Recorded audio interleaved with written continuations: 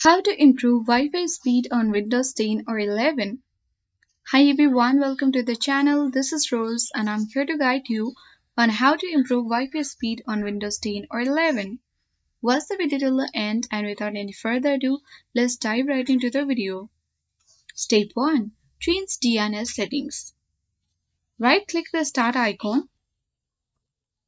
Now select Run.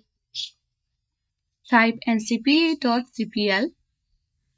Press Enter or OK button. In the Internet or Network Connection windows, locate your Wi-Fi connection. Right-click on it. Select Properties. Choose Internet Protocol version 4 TCP or /IPv4 under this connection uses. Then click on the Properties. Click Use the following DNS server addresses, and for preferred DNS server, type in 1.1.1.1. For alternate DNS server, click on it and type in 1.0.0.1. Once you have made the changes, click OK button to apply the changes. If your issue has not been yet resolved, go through the other process. Simply, you need to close this window.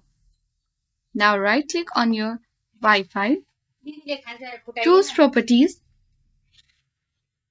and after that you need to click the Configure button at top right corner of the screen.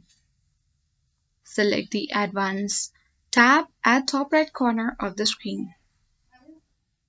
And from here you will see different kinds of properties like DO, packet, coalescing, network addresses, preferred band, and roaming aggressiveness. Simply, for the preferred band, you can choose, and next to it you will see value. Simply you have to select the 5 GHz band if your router supports it for better performance. For roaming aggressiveness, simply you need to go to the value and then set it to the lowest. For faster speed, if your Wi-Fi signal is strong and your router is nearby.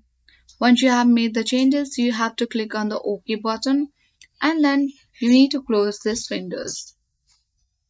Once you can easily restart your computer after making the changes, and you need to check for the available networks, and you can easily connect to the 5 Hz option if it is visible on your device.